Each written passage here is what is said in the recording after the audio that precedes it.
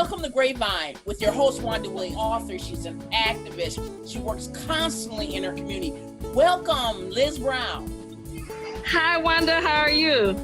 Good. You're outside, girl. Where are you? So I'm actually at a meeting for the Women's March. I just received co-chair director seat, and we're actually meeting because the vote for the march tomorrow for Black women. Now, what is this about? Tell me a little bit about this march. It's about Black women marching and speaking about voting, the power of the vote.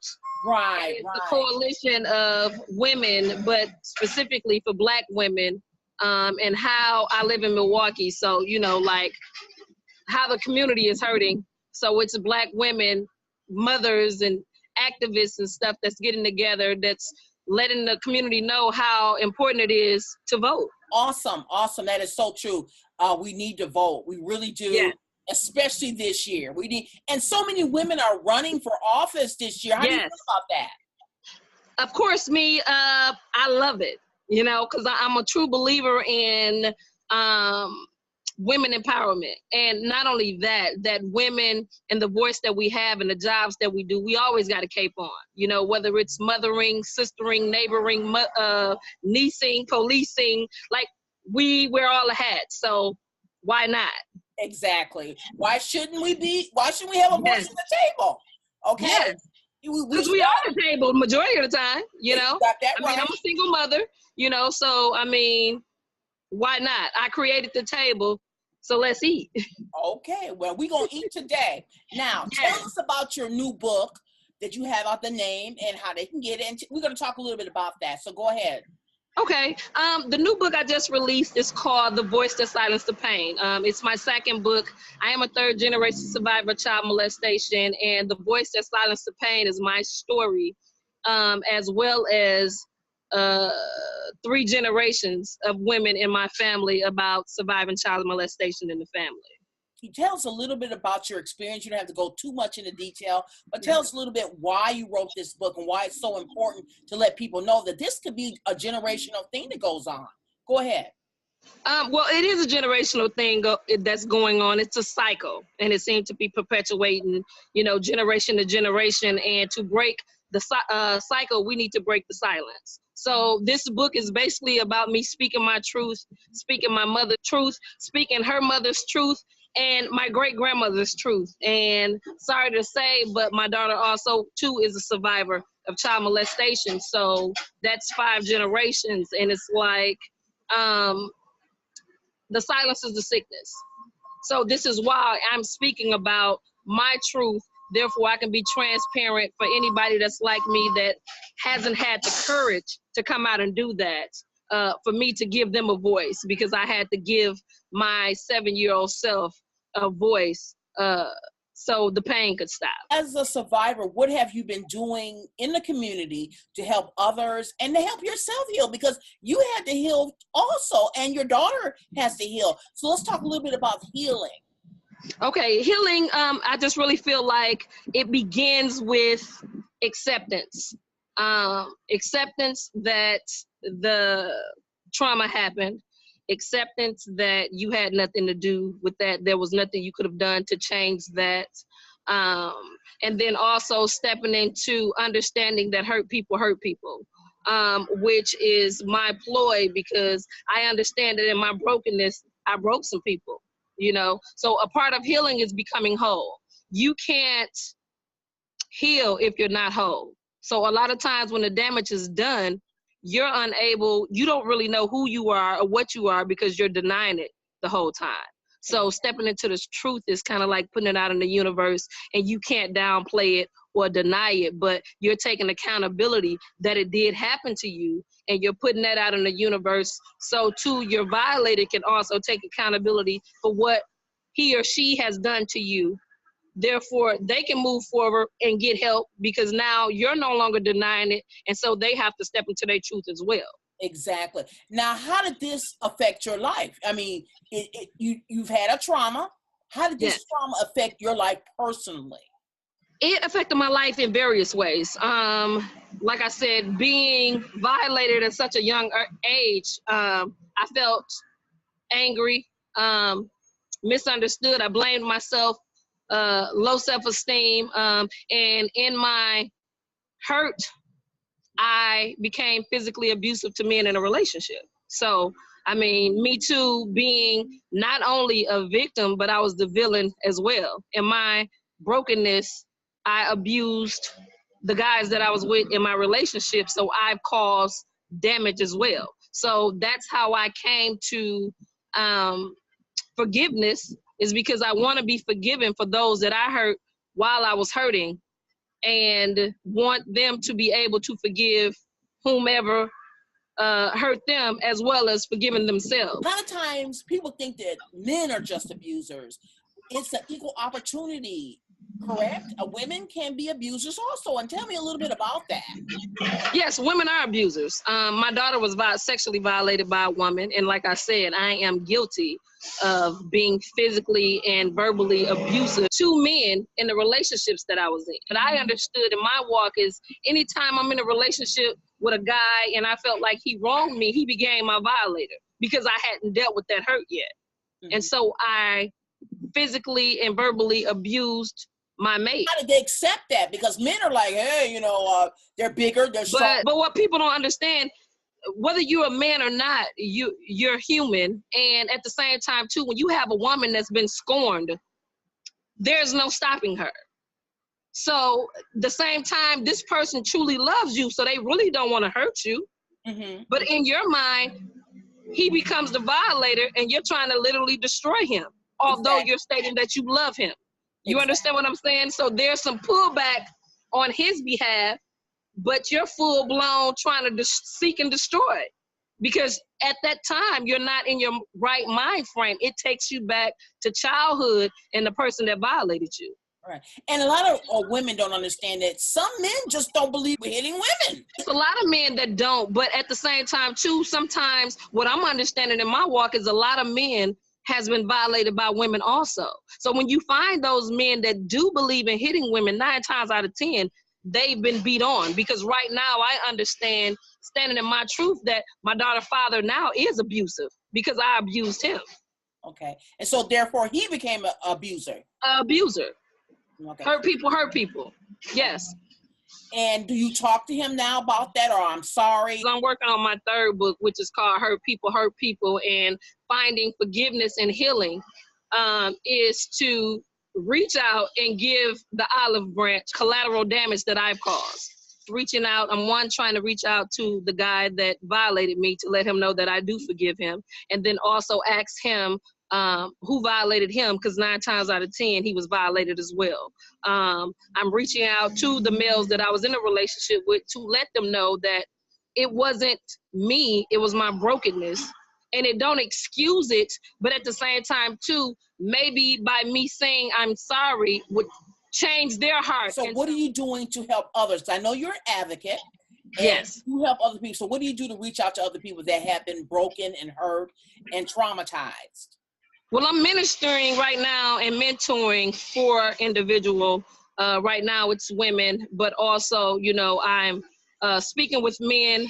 I'm very open. I give my number to a lot of people. So when they call me with questions on about how did I go about healing or how do you recover, and the first thing I need to let them know is that you can't recover until you uncover. Because a lot of times we don't want to uncover what's been done. We want to forget about it, but we need to understand, main thing, you can't bury something that's not dead. And if it happened to you, it's not dead. You have to address that. So it's like cancer. We got to find a cure, and to find a cure, we have to go back to the point of attack, which is ground zero, what I call Nightmare on Elm Street. And that's a place that I didn't want to go back to. So I'm ministering young girls, women, and men. And I started a nonprofit organization called No More Pain, which my first book was named after that. And that's getting people to understand that you don't have to live with the pain. Exactly. So how do you not live with it? Because it's in your mind. You live with it every day. You may even think about it. You may even dream about it, because some people that are traumatized have nightmares. How do you reverse that feeling inside of yourself? Because that's inside of you. You may be walking around, you don't tell anybody, and you're hurting inside, and you got a smile on your face on the outside, but the inside, you are truly hurting. Yes, you're broken. But what, I mean, for me personally, it's that the initial validating that it happened. Because a lot of time, if it's in the inside, we're not validating that it's happening. We're trying to deny it. Okay. So validating it like it's happening, like it happened, give yourself the okay that there was nothing you could have done. You know, there was nothing you could have done, but what you can do right now is change the way that you're living. So you're no longer toxic to the people around you or yourself. Because what I'm finding in denial, we make all the wrong decisions because we're driven off the emotion of what has happened to us that we haven't came to terms with yet. Mm-hmm. So with that term that you can't bury what's dead is the same thing that I'm saying. You have to go back to the scene of the crime, the day that you lost your innocence, give that child or that young woman or man a voice. Have a proper funeral, which allowing yourself those emotions. You need to be able to express that, you know, and it's not about getting rid of it, but you learn how to cope with it. You know, the only thing that's making it so unjust is the fact that it's like someone's being murdered and they didn't feel like it was their time. So they're hunting because they don't want to go to the light yet, because there's unfinished business. So as long as you're bottling that and you're keeping that and you're running from it, it's going to hunt you in ways that I couldn't even, I mean, a lot of decisions that I made in my life, I did off of pure emotion. And that's because I was so busy trying to run away from the cries that I was hearing from myself. That I know for a fact that the beginning is not only to validate that it happened to you, but be able to speak it into the universe so you can allow that to leave you. Exactly. You know, I mean, you're going to always carry it with you, but you have to understand that the dynamic of the makeup, everything that happened to me, I'm not my tragedy, I'm the triumph. This is the aftermath. So you can heal. You can't live a productive life. If you are an abuser, you believe that that person can change and become a loving person. Yes, because I mean, if you think about it, everybody wants to relate to the victim. Nobody wants to be the villain. But it goes back to biblical terms. He who has never sinned, cast the first stone. I hurt somebody in my brokenness. I was hurt, and hurt people only know how to hurt people. So now I wasn't whole then. Now I'm whole and I'm healing. Now I can reach out and heal others. But we must understand that I've caused damage and damage has been caused to me. So now we can call it a truce, because I'm stepping into my truth, holding myself accountable, and also holding the people that hurt me accountable. Therefore, they can no longer deny what they've done. And I no longer have to lie about what they done. You know, if you don't tell a person that they're wrong, how do they know they're wrong? Exactly. Or they may not even think they did. This is normal for them. Period, because they were violated. Right. So if we're not talking about the truth, if I'm not holding you accountable, it's like a child. So in our silence, they continue to pray because they don't know.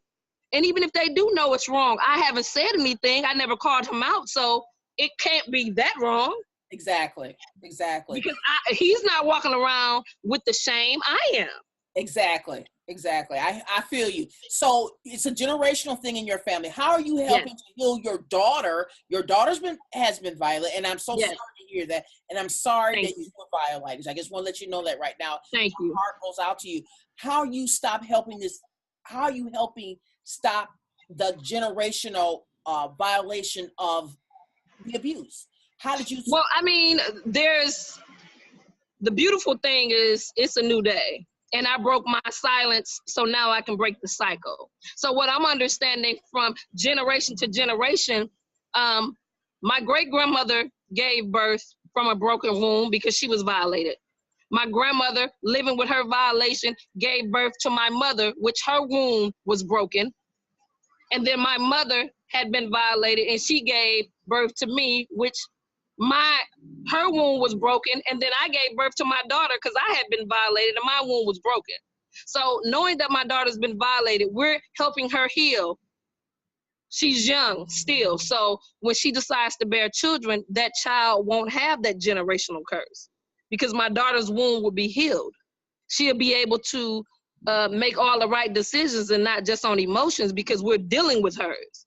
She spoke her truth early enough that we can stop the cycle. So it's one of those things, getting it out here, talking about it so she can heal, so her children won't DNA-wise come from a broken place like me, my mother, her mother, and her grandmother. I know that you're going to write a children's book to help Yes. our children are violated, that it's okay to say something, whoever it is, whoever did. Yes. So me and my daughter we wrote a children's book that's actually headed to publishing right now after the editor, called It's Okay to Tell. Because you understand that, especially in the Black community, like snitching is bad. You get in trouble from being a tattletale, you know, and it's one of those things that this book that me and my daughter has written together is that it's okay to tell. And especially when someone hurts you, when there's been a bad touch, because there's a good touch and there's a bad touch, that it's okay to tell somebody when you're being bullied, when you don't feel safe. So the book is called It's Okay to Tell, and that's to help start the conversation that we need to have, that should be on a regular basis, especially in the Black community, in every community. But my plot is to make sure that it happens truly in the Black community, because the way that we been raised to what's done in this house stays in this house, you don't air your dirty laundry, you know, like that we have to change. Although it's been passed down generations of generations, it's not right. Sometimes children and adults a lot of times don't want to come forward because they may feel they will not be believed. And we've seen it in the media. I didn't do it. But and having to prove that this person, he or she, had done something 20, 30 years ago that's still affecting the victim, yourself. Exactly.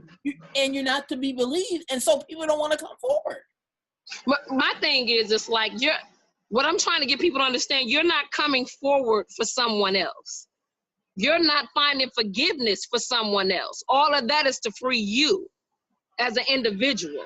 So whether someone believe you or not, and that's what I'm trying to teach these young girls that I'm ministering, and, you know, some older women and my daughter, is the fact that it's not about the belief. You know what happened to you.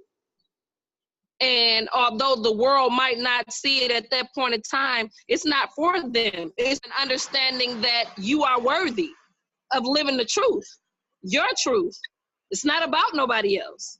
You know, it's just so that you don't become toxic due to the fact that you didn't say anything. Because us being human beings, the first thing we do is self-blame of what I should have did or what I could have done and not what I did. You know, you are worth the truth. You are worth not living a lie. You are worth the freedom that comes along with standing in your truth. Liz Brown, I want to commend you for the work you have been doing in our community. You are on the front line of many causes. And I just want to say thank you so much for helping our community and standing up for our community. I'm a true believer in we lead by example. So us being Black women, being powerful, having a voice, speaks volumes to our children, because it's not about what we say, but what we do. And me and you are out here doing the work. And I just want to say, Queen, thank you for being who you are and setting a platform for women like me to speak and reach others. Thank you for joining me on Grapevine with your host, Wanda Williams. I'll see you next time. Thank you. Much love.